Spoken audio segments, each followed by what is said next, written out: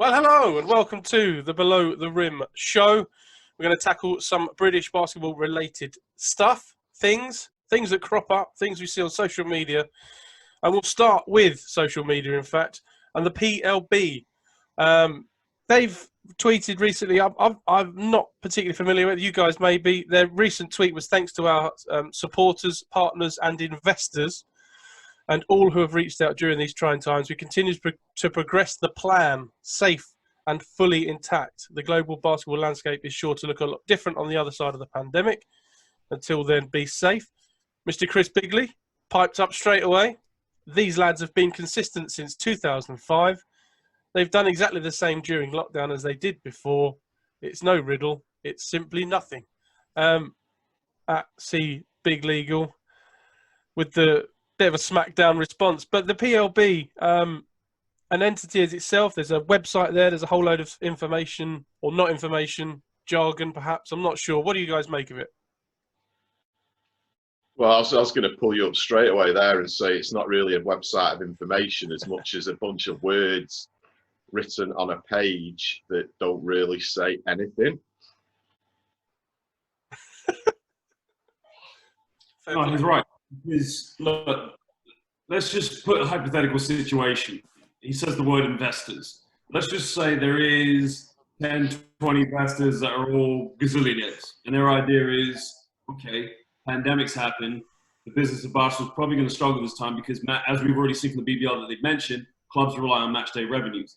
Let's just say, okay, in their mind, it's now time for us to come in, pump loads of money. We're going to have a great professional league. We're going to give a product that's really great. We're going to go above and beyond, play in big arenas. I'll tell you right now, it will last less than 2 seasons because this is exactly what happened in the 90s with teams such as the Manchester Giants, teams such as the Birmingham Bullets, London Towers, London Leopards. They all played in big arenas. They were all playing players very big wages where they didn't have to work any other job than being a professional basketball player. So if you're telling me that this PLB, PBL, whatever the hell it's called, is now saying we're still in the game, we've got heavy investors, trust me, it isn't going to work. Because what people don't realize is when the collapse of the BBL from where it went from playing in big arenas to, respectfully, I don't mean this with any harm, leisure center culture, as we've said before. But those clubs that have survived during that time, this whole PBL thing is a total disrespect to those clubs. Because those clubs, the Newcastle Eagles, Sheffield Sharks, Leicester Riders, Plymouth Raiders, Pabz, so you're doing your commentating right now, those clubs could have realized there's no business in basketball. We should just kick it in and just give up. But those clubs have stayed afloat because people running those clubs absolutely love the game of basketball. And what they've been able to do is successfully make business models with their clubs so they're safe, sustainable. If you're going to say to me, somebody's going to come in and flush a lot of money into the British game, I can tell you they're going to get nothing back on it unless they truly understand the market and how to build a basketball franchise. Now, they've obviously been around a while. There's potential links to what John Amici started off with the BBA, trying to link it to the NBA. And like you've said, investors-wise and things, is this, do you see this now as potentially, well, not now, obviously, because they've not really made a move until, well, as I say until now, but there's been nothing from them. Do you see them as a rival to the BBL, or is it a concept of investing into the BBL and changing things from the inside? I mean, I can't see how something that doesn't actually exist can rival anything right now. I mean, we're, just the three of us are so absorbed in the sport in this country, as are every other podcast crew, and the name never comes up, ever. And unless we're missing something, there isn't any moves being made. It's sort of left me a bit aghast, really, because I just, it's almost like a statement about something that isn't happening. Yeah. I mean, Josh, do you ever hit that? Certainly, it's never mentioned up here. Do you guys ever hear murmurs of it where you are? One time I've had a conversation about PLB or PBA. Again, I get these names mixed up because I think there's like two different PLB, ones. Yeah. So, I had a conversation about this with Paul James when he was at Worcester, when I was a university student, because that was when I was trying to sort of, I've known Paul James my whole life. His first coaching job was my dad's assistant at Thames Valley. I went to Worcester because he was there. But when I stopped playing, we were talking one day about ways to get involved. I could help out with the media side. And I kind of brought this up to him because somebody had mentioned about it to me the night before. And PJ had said to me that he'd heard about this prospect even years before that. And that was 2012. That was 8 years ago. He said to me that he heard about it years before that. So if we're talking that this so-called project's a decade old and nothing's materialized, yeah, I agree with you. It's not a rival. And again, if it were to materialize and be a rival, well, I'll go back to what I originally said. You can come in with the big money. You can come in with the sort of plans that this is going to be the revolution. But until you fully understand how the market of basketball works here in the United Kingdom and in Europe as opposed to other sports such as football and rugby, it won't be a sort of long-lasting project. That's if it ever does. Well, that's the thing. I mean, it's almost like so. What are we to assume is going to happen here? Are we going to magic franchises in all the cities that we already have teams in? So, is there another Manchester team going to show up? Is there another London team going to show up? Is there something going on undercover that none of us are aware of just yet? Where out of nowhere, 10 or 11 teams are suddenly going to emerge, and here's your new league. Let's get on with it, with no mention of the build-up for fans or anything. That's why it just doesn't add up to me, because you can't talk about some new league in any sport without any hype to it. I mean, if you were starting a new league, surely the hype would have to begin publicly and in a very big way a couple of years before it's launched. You know, you can't just suddenly appear one season and go, right, we're up and running. It just doesn't make sense. And I mean, the name at the head of this is a gentleman called Ron Scott. Who's Ron Scott? and I mean that in a very sort of respectful kind of way. I mean, you know, he's the face of this project. He's a name that you've heard kicking about on the very rare occasion that this does come up. But I certainly haven't seen him in any of the forums or anything discussed that we're all kind of privy to. So, what, you know, yeah, okay. Josh, tell me about Ron Scott. What? No, exactly. He's got no idea. Look. One thing, Pabz, and because you made a very interesting point. Could this be a potential venture that rivals the BBL? Now, let me give you a case scenario. Let's just talk about basketball in another country where something like this actually happened and it actually gave benefit. Japan. Now, I commentated Japan's last game of the FIBA World Cup qualifiers, and the national team went from losing its first 4 games in the qualifiers to then going on a surge of winning 8 in a row and becoming arguably one of the top 3 teams in Asia. Okay, they had the guy in the NBA now, Hachimura. They had Nick Fazekas, who's a naturalized player. But the style in which Japan played was just beautiful. It was unselfish. It was sort of epitomized the sort of triangle offense style. Everybody touched the ball. The point I'm trying to make is that I know for a fact Japanese basketball was split in the early 2000s. It had a league which I believe that was licensed, which was allowed 2 foreign imports. And then there was a breakaway league. I think that the original league was called JBL, Japanese Basketball League. And then the breakaway league was called Basketball Japan League, the BJ League. And the BJ League's prospect was you could have as many foreign imports as possible because they wanted to rival the current league. That's what I kind of see when we mentioned this league coming up.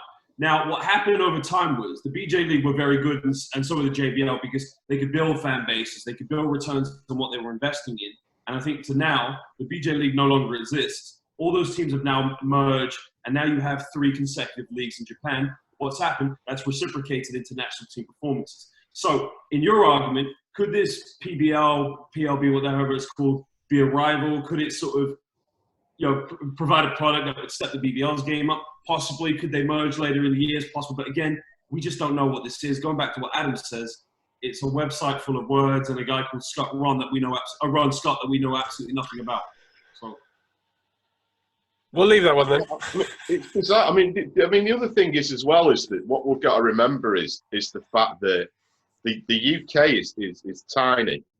Okay, so countries like Japan, You know, I know Australia has multiple leagues, for example. Certainly the States does, place in Europe, but the UK is, I mean, it's hard enough at the moment.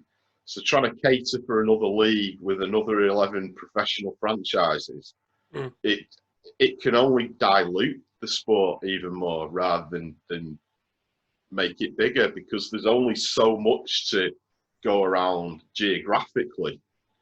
You know, what would be the point in having rival teams in the same city that aren't going to play each other if it's a different league?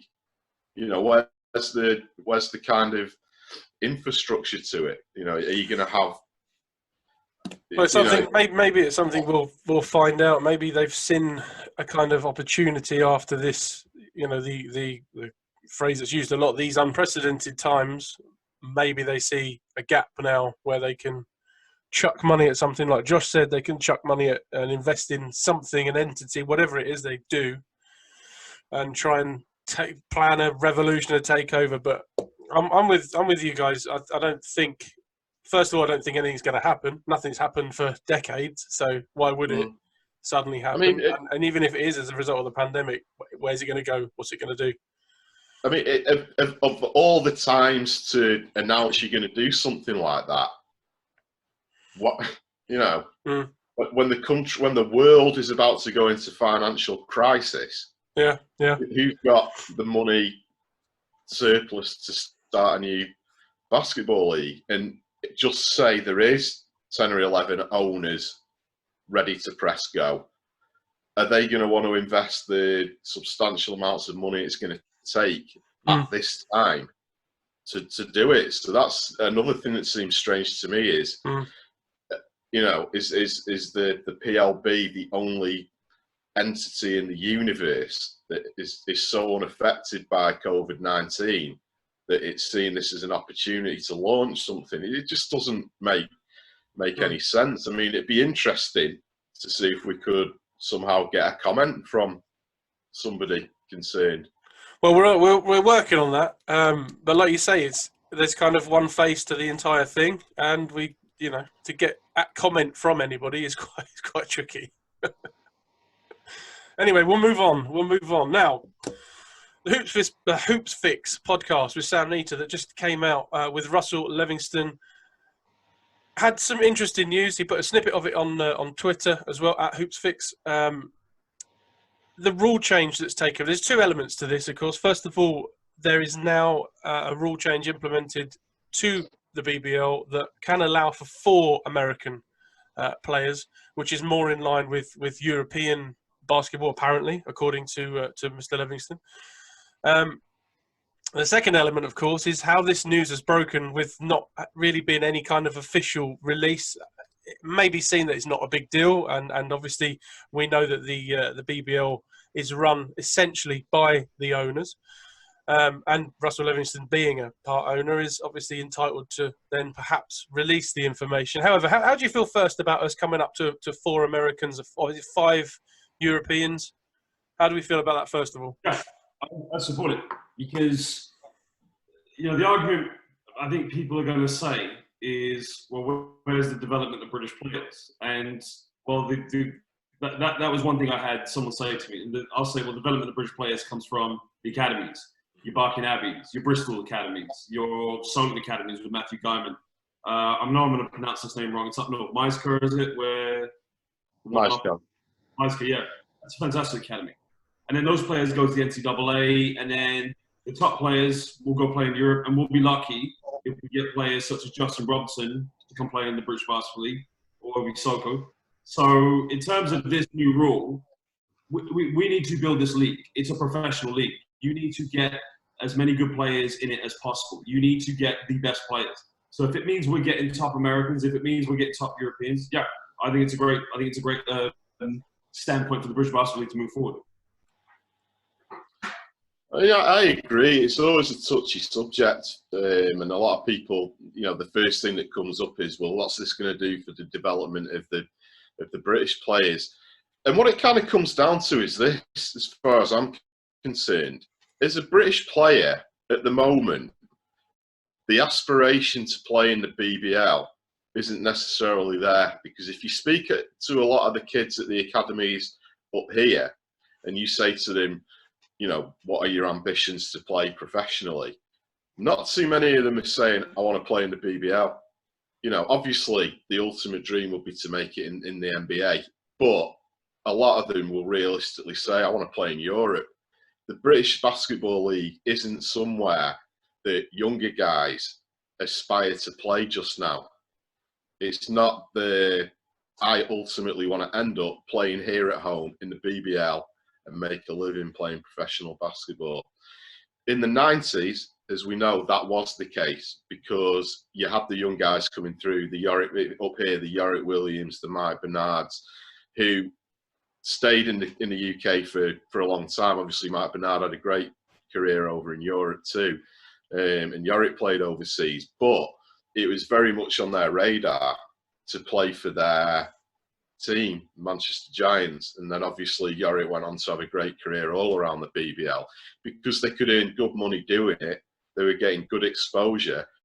And then they were able to go over to Europe because they were getting the exposure that they needed. Whereas now, the problem that we've got is saying to a kid in Manchester, you know, ultimately what will be your goal? Not too many are saying, I want to play for the Manchester Giants. And it's not even because they're thinking, you know, there's not enough money there. They just simply aren't that bothered about the BBL as an option to play in. So it kind of works back to front. If you bring in some really good American players again, that develops the game and raises the profile straight away.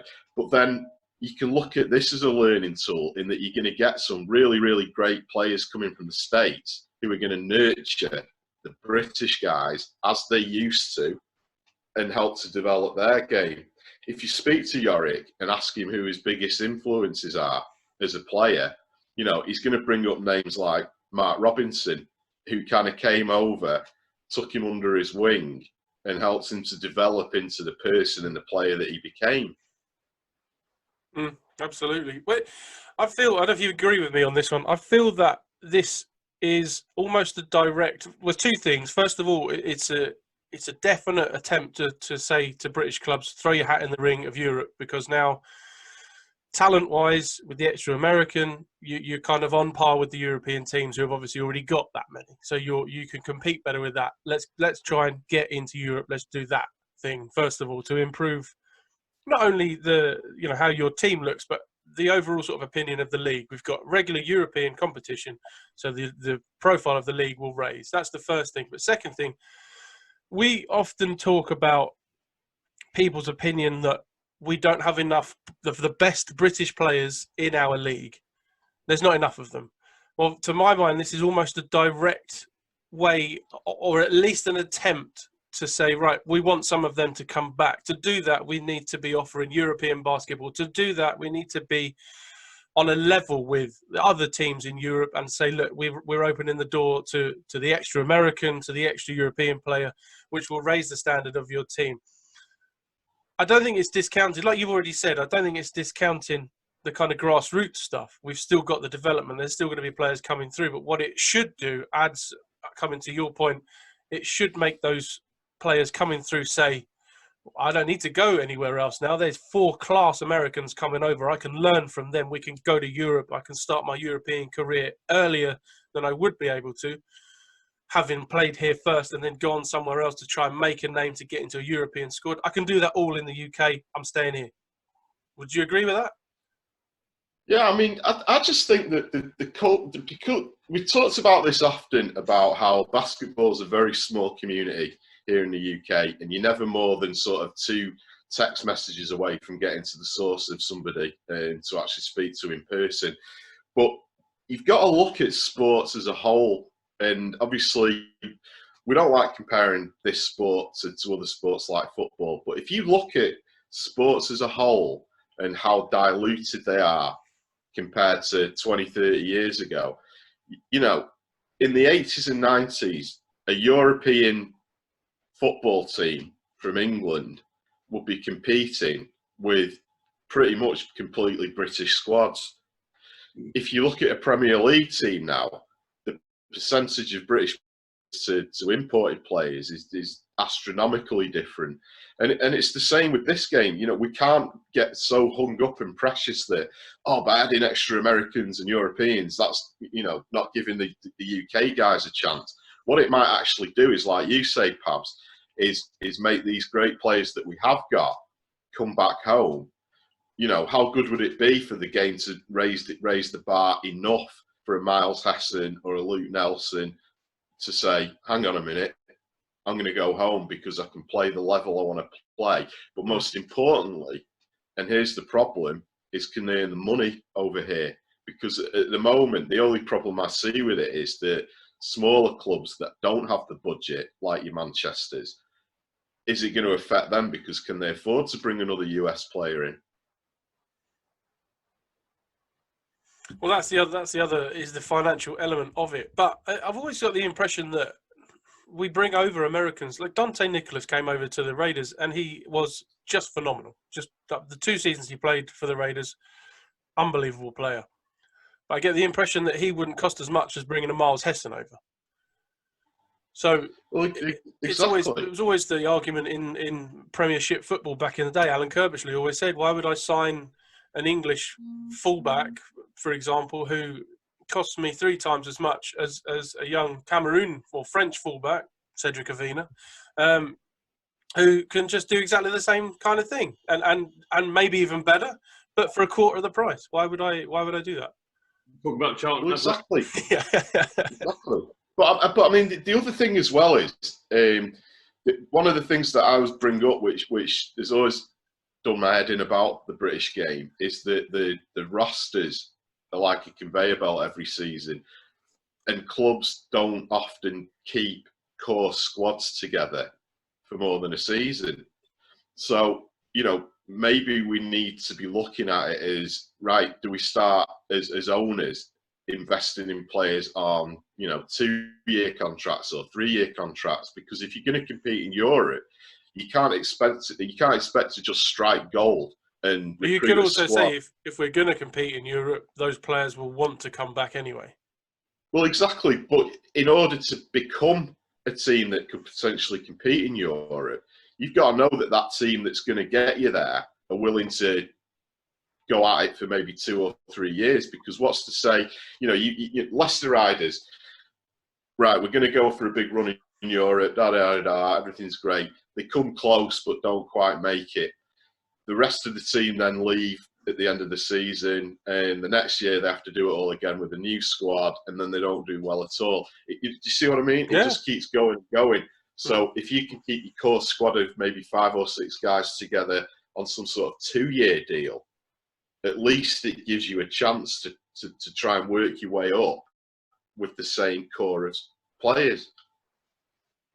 I'd chip into this. I'm going to say market value, because going on to what we talked about, Miles Hessen, and sort of the cost of getting Americans just come out of universities. Number one, there's an abundance of Americans that come out of the NCAA each year. I mean, you're a needle in a haystack. So the value of those new rookie freshman professionals, they haven't upgraded their market value. Miles Hessen boomed his basketball market value as a player in the 2013 Eurobasket when he gave the business to Germany when GB won. Those German players were playing in the Bundesliga, and they were getting outplayed by a player that was playing in, I think it was the 3rd division at that time. So his value as a professional went from there to there.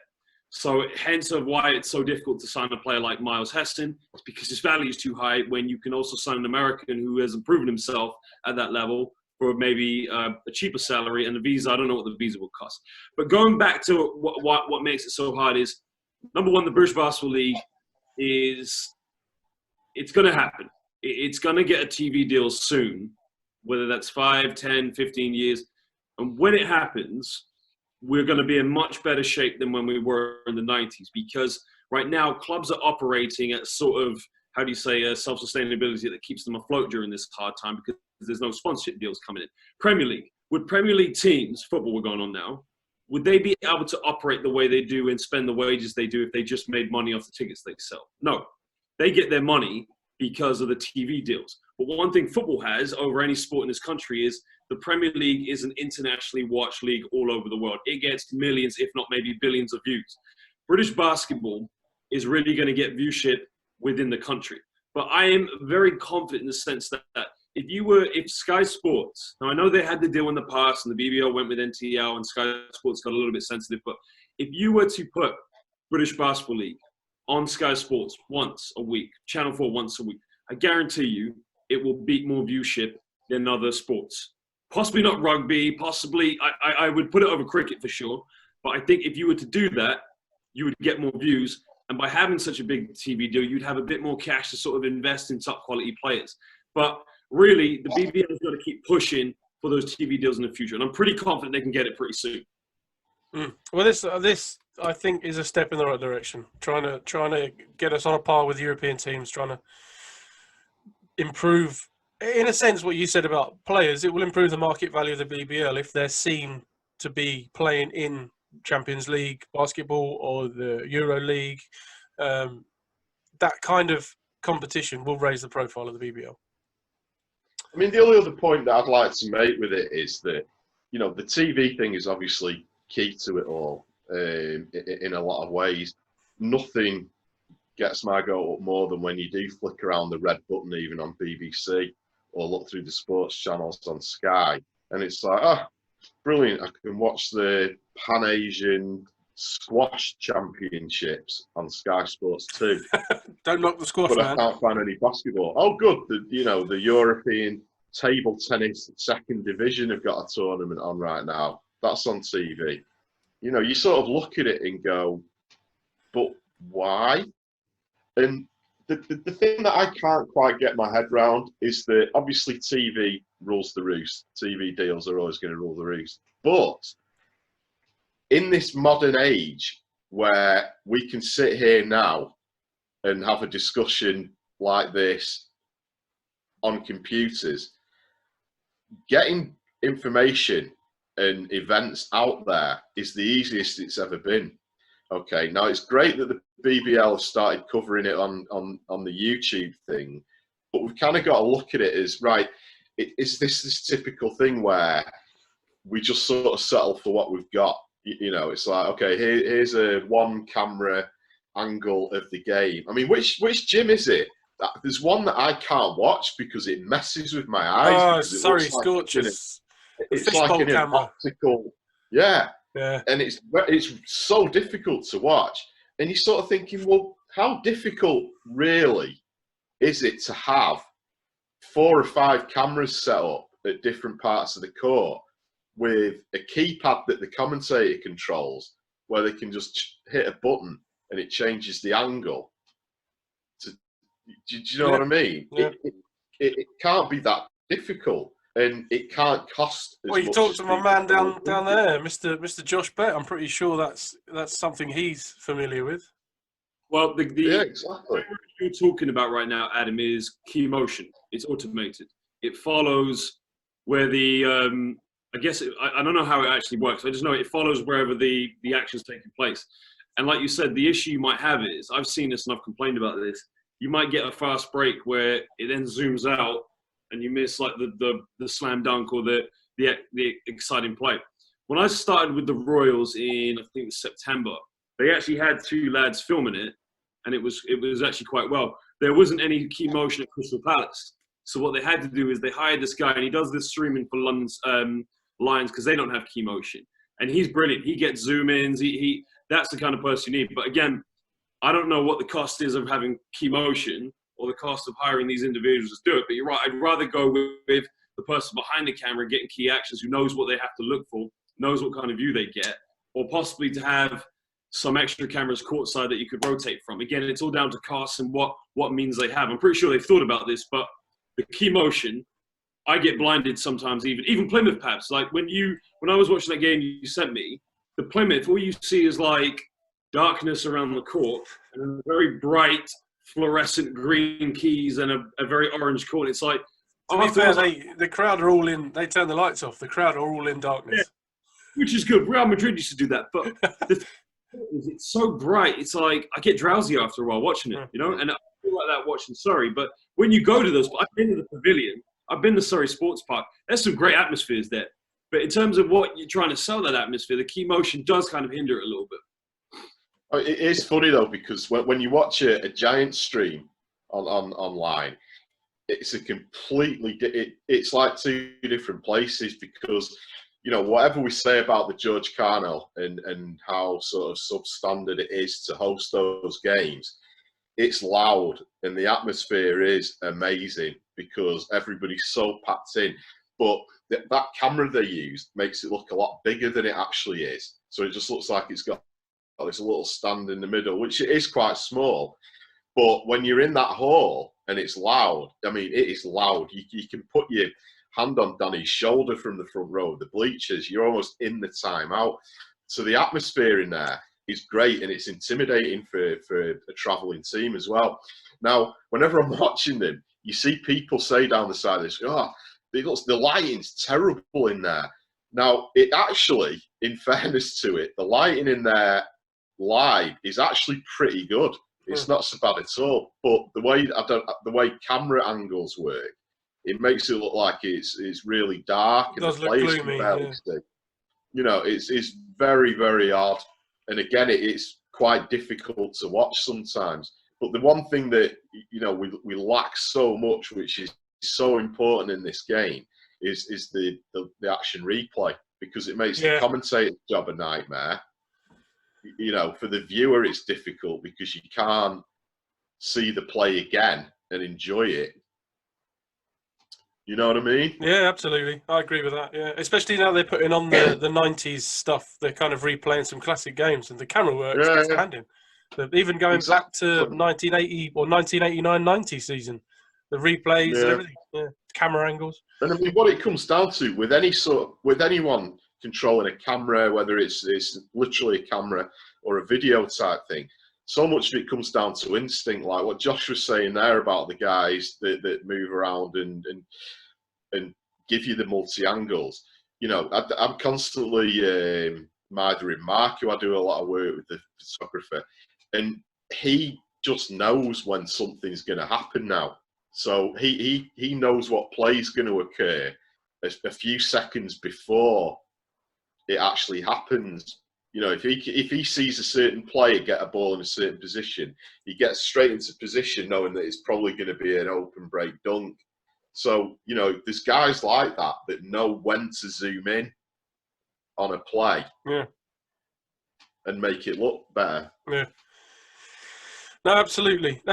Just coming back to the point of the rule change, there seems to be a little bit of animosity regarding how the news was kind of released. There was no sort of official news from the BBL. Hoopsfix obviously is a well-established media means for basketball, and I've got absolutely no problem with it coming out through that channel. But some people seem to be, I don't know what the word is, offended, I guess is the word. Some people seem to be a little bit put out that Russell Livingston is kind of the guy who broke the news through Hoopsfix. Is that a thing? Are we bothered about that? Josh first. No, not at all, because the way it was gone about is it's a big announcement, and they went to the right source. They went to Sam Neter. Sam Neter is probably, arguably, the best basketball journalist in this country. He's got the best media outlet for getting information. If you want to get big news, you go to Sam Neter. He will get the information out there because he has a large following. Going on to the fact of it being said by Russell Livingston, number one, we've already mentioned this, that the BBL is sort of governed by the owners of the BBL. Essentially, they own the British Basketball League. And Russell Livingston's part-owned Leicester Riders since 2007, and he's done a lot of work along with Kevin Routledge and other people at the club to turn the club around. So I don't have a personal problem with Russell Livingston breaking that news on Hoopfix. In my mind, it could very well be that it was agreed that they asked him to go to, maybe the owners asked him to go to Hoopfix and make that news. If anything, I saw the whole news thing as quite, well, that's interesting, that's pretty cool. You're right, I also did hear some backfire from some people, and my question was, WTF, what's the problem? Like, this is big news. You've got a part owner of one of the best teams in the British Basketball League going to the number one media source that gets that information out during this time. Tell me what the problem is. To me, it sums up everything we talked about on the first of these shows that we did. That there was a lot of conversation afterwards. the fact that it came out on Hoopsfix for me is a great thing because, like Josh said, you've got Sam, who's one of the best journalists for basketball in the country, and his brand is, you know, so high up there in terms of what he does to break news. Then I think it's great that they actually went down that. I actually prefer that it came out on Hoopsfix than just some sort of, you know, completely uneventful thing on the BBL website per se. You know, it was somebody speaking. It was somebody speaking one-on-one.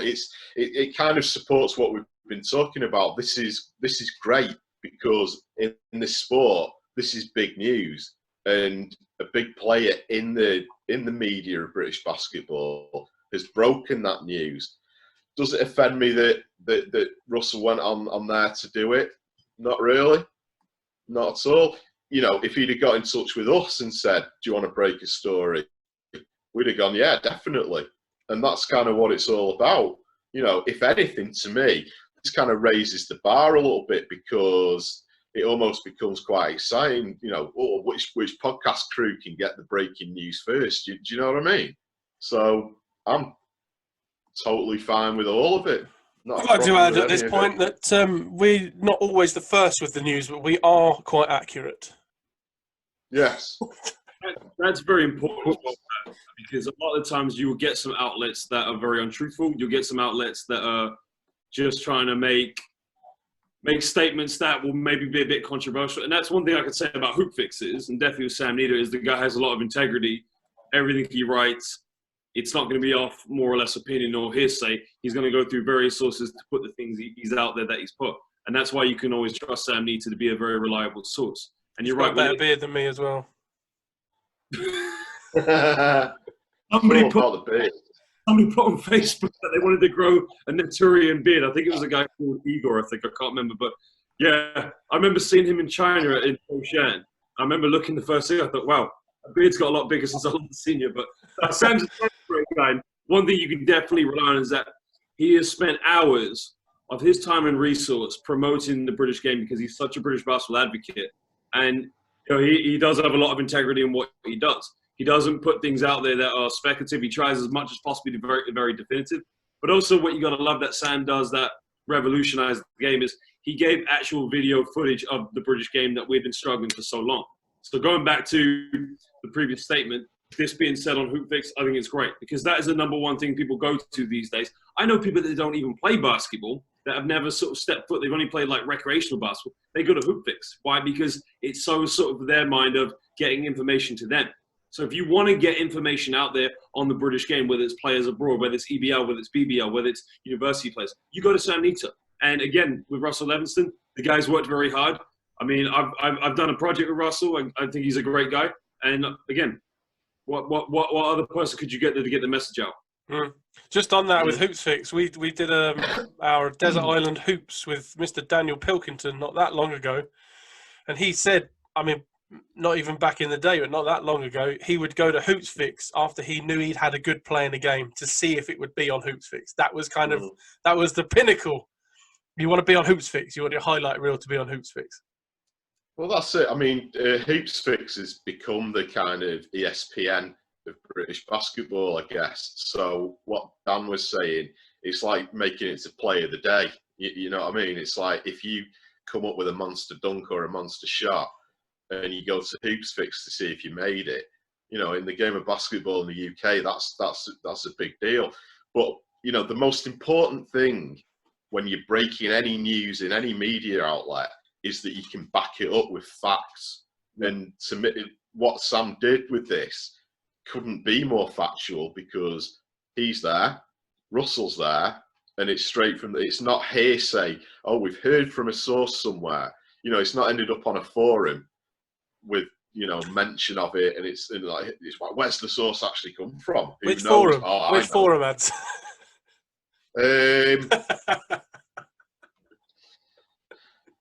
But do you see what I mean? Yeah, yeah. If this turned up on something like, let's say, per se, What's Bev? You know, there'd certainly probably be then, I know, but you don't know, and I'm not going to tell you. You know what I mean? And it's like, Yeah, It just yeah. becomes sort of There's no nothing-y. punches pulled, was it? Yeah, it was out there. That was it. Fact, Yeah. done, move on, kind of thing. Yeah. Yeah, respect. We'll move on ourselves. The final point of today's show. The Newcastle Eagles, over the last couple of days, announced that CJ Gettys was their season-long MVP. Well worthy, of course. I think he was in our discussion for MVP since the beginning of the season, and he started coming up with the big numbers. First of all, congratulations to that. Congratulations to him. Secondly, how does he stack up now in terms of, because he's had 3 seasons now in the BBL where he has been dominant. I think you'll agree. His stats, his efficiency stats, his points and rebounds have been up the top 3. I think every season he's played, he's certainly been up there for his efficiency. In the fantasy league, his fantasy points have been through the roof this season, and the 2 seasons prior, he was top 5. How does he stack up against the greats? Ads, we'll come to you first.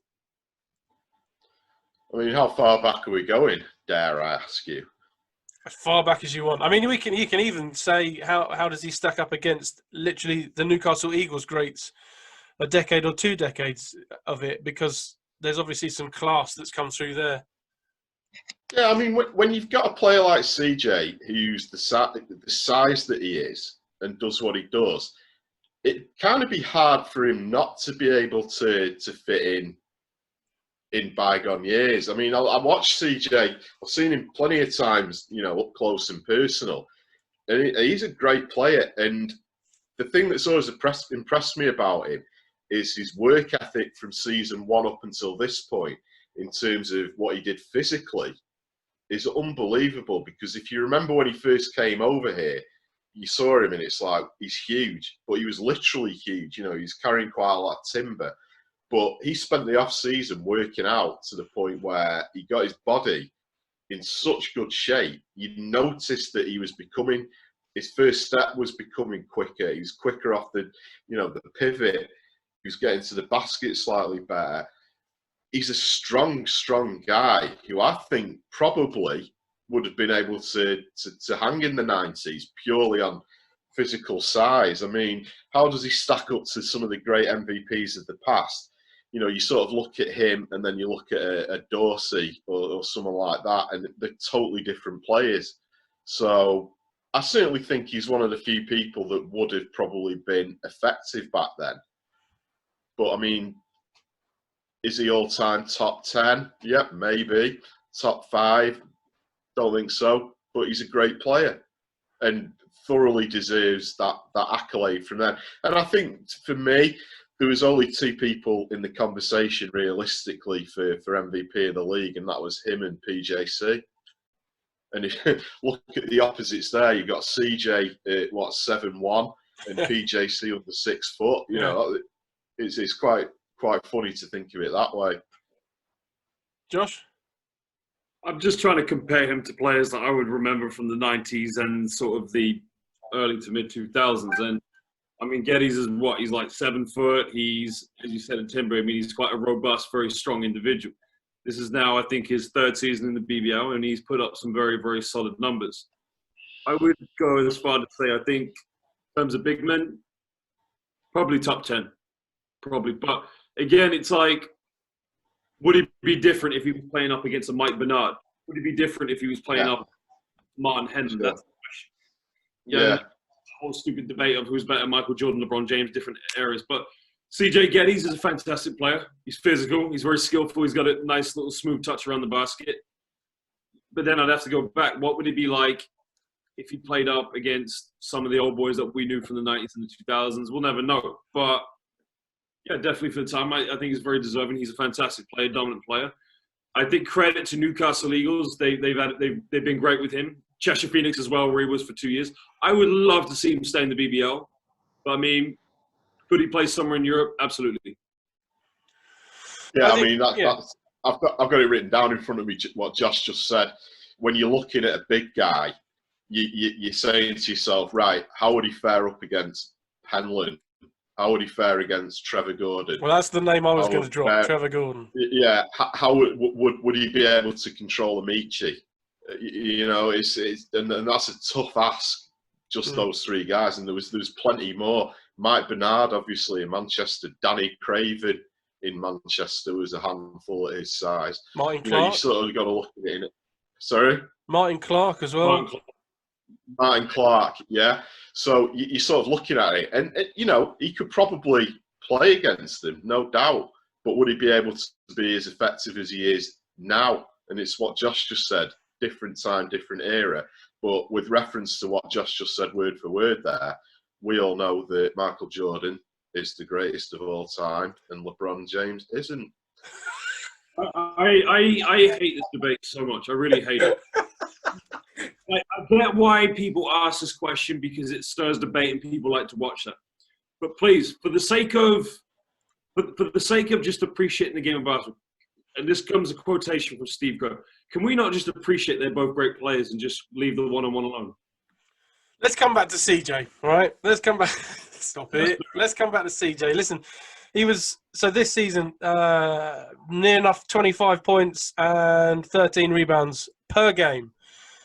I think, and you've brought up some big names. Trevor Gordon was the one that sprung to me, because I think there's a comparison in the size of the two guys. They're both big, strong guys. The difference is CJ Gettys scores. He's a big scorer. Trevor Gordon was never really a big scorer, I think, and he's quite high skilled. I'm not sure what his assist per game rate is, but he's a high skilled player. They give it to him in the post, and he can distribute as well as he can turn and score. The way I looked at it was from a Bears reference. The biggest player I can remember playing at the Bears was Claxton. Yeah. And the way I feel about it, and I know Claxton was linked with NBA, and he played a high standard, I would take CJ Gettys over Claxton any day of the week. Yeah, I mean, you know, Trevor Gordon was a beast. You know, I mean, he's one of the original sort of hard men of the game. His finesse and touch certainly wasn't what CJ's is. You know, CJ's got that really nice touch around the basket, and he can shoot, and he is a scorer as well as a rebounder. You know, it goes on so many different things, doesn't it? It's the mental side of it. Would he be able to cope with Trevor Gordon mentally? Not many people could. You know, I mean, physically, the size and the quickness and everything like that are all there for sure. You know, CJ's a really, really, really good player, and I agree. I hope he does stay in the BBL. He's the sort of player that we need to carry the flag for the BBL. Going on to what you said, Pabz, about taking CJ Gettys over Claxton, I'm going to agree with you on that one, but I want to just clarify, because those who don't know that are watching this, Claxton played in the NBA for the Utah Jazz in a preseason game and sat on the bench, I think, for 3 games, the Boston Celtics, and his son now plays for the Brooklyn Nets. So the first thing you're probably thinking is, well, CJ Gettys never played in the NBA. How can you take an NBA player over a non-NBA player? And the fact is, coaches and scouts don't always get it right. Sometimes they look at players and they look more at their potential and sort of their phenotype of what they look like and what you think they can deliver, and say, well, we can work with this player. That's the kind of player Claxton was. Okay, they probably saw Claxton, thought, was it 7 foot, 7'1", but when he got there, he just couldn't make the cut and had to go to Europe. CJ Gettys, on the other hand, there's an abundance of players like him coming out of college and coming out of Europe that are going to make it into the NBA, that probably, skill-wise, they probably felt he wasn't there, and probably sort of looking at his phenotype, well, there's other 7 foots. He doesn't really have that edge over any of the big guys that we could take a gamble on. So, but in terms of producing and his game approach, you're right. All these names that we've mentioned have sort of been like the Charles Oakley type of players in the BBL, the Trevor Gordons. Martin Henlon's one hell of a gentleman. He's a nice guy. He was a decent scorer, but he also was the enforcer, the big guy down low. Never lost him, was one of those sort of rebounders close to the basket. Mike Bernard was, I think, more of an all-round player. But CJ Gettys, what he definitely has in this era, over those guys, what they had in their era, he has that sort of post-game sort of touch around the basket, the back down, because his stats prove it. I mean, his stats are phenomenal at the end of the day. But would I take CJ Gettys over Trevor Gordon? Well, we'll never know, because it's 2 different eras. We wouldn't know how CJ would cope in the 90s and the 2000s. And would that mean today, would Trevor Gordon be at 25 points per game, whatever CJ's averaging? But it's interesting to make those comparisons, if you know. Yeah, definitely. The just looking at this season and the players he's played against, I was trying to find a kind of equivalent to at least in his size, because he's stand out, one of the tallest starting 5 players in the BBL. I know there's another guy knocking around who's 7 foot plus, but he's not on the same kind of standard. Amir Williams was probably the closest in standard to CJ. Himself comes from a great pedigree. He's played NCAA D1 for a good school. He's a big dude, very effective in the was it the trophy final or the cup final? He was MVP, wasn't he? Yeah, I was at that game. Yeah, yeah, I'd agree with that. I mean, the one thing that the BBL just before is the way he stacked up against him was when they played. They lost. Eagles lost to the Wolves, but CJ high scored with 22. Amir Williams managed 14 points, 11 rebounds. CJ was 9 rebounds, 22 points. So I would argue that would put him in a better stint. You know, having come up against somebody who's that good, that gives him kind of a better. You can overview him a little bit better looking back at big players that he would come up against, perhaps. I mean, to me, the only 2 guys in the league last year that were, how do we call it, the true 5, were CJ and Amir Williams. Yep. Because if you look at the BBL the past few years, has there been a true centre? You know, what other position could CJ play other than the 5?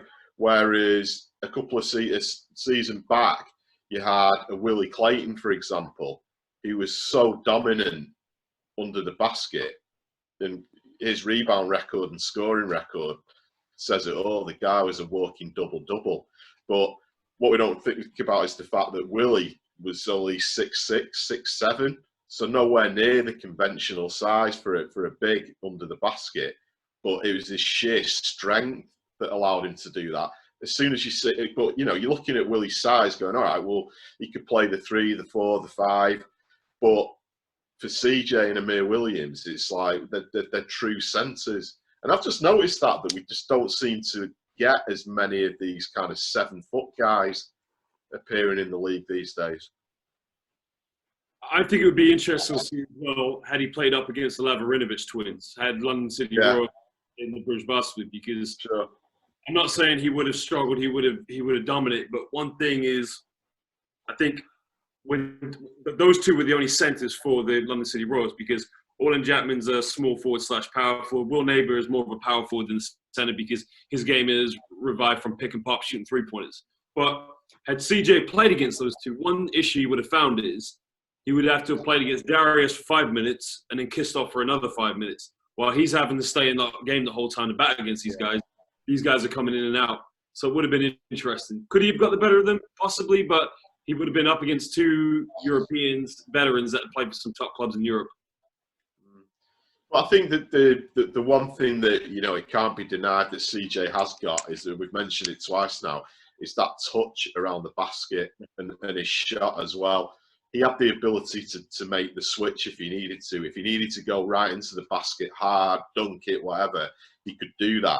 But if he was being played a little bit further out, he had that nice little shot on him as well. So, you know, he turned himself into an athlete, you know, a big guy that can move as well. Because for a 7-foot guy, he got up and down the court pretty quickly. And, you know, certainly give him the ball in the high post, you know, he could certainly back guys down as well. So for me, I mean, to see him next year will be amazing because we get to see the next stage of his development. And he could become one of the BBL greats if he sticks around. No doubt. You know, I really hope he does stick around, you know, whether it be with Newcastle or he moves somewhere else. But, you know, I don't see why he wouldn't stay in Newcastle, to be honest, because, you know, he fitted in really well there. He's played great. You know, it gives him the chance to play at one of the big clubs with the big arena. So, yeah, I'm reasonably confident he might come back. I mean, have we actually heard anything yet? I know it's crazy about anything yet, yeah. But has anybody hinted yet that they're sticking around? No, I haven't spoken to anybody either. So, you know, because it's like we've got this new thing with we can bring in 4 Americans. It's like, well, at the moment we ain't getting no Americans because nobody's, you know, coming over here anytime soon. No, that's kind of the nature of how things are at the moment, though, isn't it? I'm sure. Yeah. Well, I know Vince said on the podcast before that they've never stopped looking, you know, at game film, at things now. So they're already working on bringing people in. It's just we don't hear about it. We hear about it when it's announced. I mean, here's a question I'll throw out to you guys. You know, given a choice, which players do we really, really want to see back? I mean, obviously, any team's going to say, oh, we want to see our whole team come back. But realistically, who are the guys around the league that you guys would really, really love to come back? You know, CJ is definitely one for me. Wherever he played, I really hope he comes back to the BBL. British or non-British? Well, I mean, I was going down the American route purely because it's you know, there's different implications to them returning. There's British guys that would obviously love to stay in the league. I mean, my other one's Ovi Soko. Yeah. You know, I desperately want Ovi to stay in the BBL next year. You know, so my guys, to put it out there, will be Ovi Soko and CJ for sure, and PJC. I'd love to see him back. American-wise, PJC is definitely one of them. Brandon Peele for London Lions. Drew Lasker, he's in Newcastle as well, isn't he? I'm just trying to think who else. Hawthorne as well for Surrey, because Hawthorne's athleticism is just, if you can get somebody to make the right content when he's making spectacular dunks, that's what draws spectators in to see. But you definitely need Brandon Peele back. Oh, who's the top scorer for Plymouth? Hassan. Yeah, you need him back as well because he's a phenomenal player. And he's like a very rare player as well because his game is revived around the back down post play. You just don't see that anymore in basketball. You don't see post players demanding the ball in the post and trying to back down like Akeem Olajuwon or Shaquille O'Neal. And I really enjoy watching him play a lot, so I hope he's back as well. If my answer to that is a little bit of a cheat, really. It would literally be the core 3 players from each team to come back year on year. Would simply make things in the BBL would give you some continuity between seasons, would give fans someone to kind of, you know, hang their coat on and say this is the guy. A Ramon Fletcher, who's obviously been back repeated years. So I mean, the Eagles, Ramon Fletcher, CJ, maybe Mike Marcel as well. I think he's had a great season. He's very effective. They missed him a lot when he was injured. So that kind of thing. Same with the Raiders. It would probably be Josh Wiltshire, although Gary Taunton he played one game, but looked incredible. Josh Wiltshire, Rashad Hassan, and then maybe one of the youngsters like Denzel Ubiaro, who's making leaps and bounds as we go through the seasons, but probably just keeping the core of each team and adding to that, which obviously now they've potentially got the opportunity to do because, you know, the extra American you can have come in means you don't have to get rid of an American you've already got. So maybe that makes it easier for BBL teams to keep their kind of nucleuses together. We're always going to have the kind of just outside the, you know, your starting 5 players like your Andre Lockharts, who just are so effective when they come on the court, and they're just he's a London Lion year on year out, and rightly so. And there's a number of players like maybe Denzel Ubiaro is a little bit like that for the Raiders. He's one of those players that's just kind of on the fringe, but he's always there. So just bring back the nucleus players, the star 2 or 3 on each team, please. Yeah, I mean, the up here in Manchester, that well, that's maybe the exception. Yeah, I mean, the roster changed so much, and like I said before, I mean, Danny really did a great job because what he's had to put up with, you know, from a lot of angles, you know, you wouldn't wish upon anybody. But the guy I want to see come back to Manchester, regardless, is Delvin Dickerson, and the reason for that is because he was playing on a lot of injuries. He was never actually more than about 70% fit. And he showed signs of what he could potentially do. I really want to see Delvin come back to sort of give the fans another chance to see what a good player he really is. And I know that he's dying to come back, fell in love with Manchester, you know, has already said publicly that he wants to come back. And that's the kind of thing you want. So when you're looking at doing your recruitment, you're going, okay, well, we've got a guy here that had an okay season. We know he's a good player and he's going to have this summer to get fully fit. But most importantly, he wants to come back. You know, we were a losing franchise and he wants to come back. And for me, that's a big deal. And I want guys like that coming back to my club. So love to see him play. Two players that I'd love to see come back to the BBL. And this is nothing, you know, whether they're Giants or not, just in the BBL would be McCall and Willie. I'd love to see those guys come and play again. Having Willie Clayton back in the league would be brilliant, whoever he played for. Absolutely. Well, fellas, I think we'll call it a day. Obviously, we'll be back when more news breaks, not by us, obviously by somebody else, but we'll talk about it, definitely. Ads, thanks very much. Stay safe. And my man Josh. Cheers, bud. Coffee time.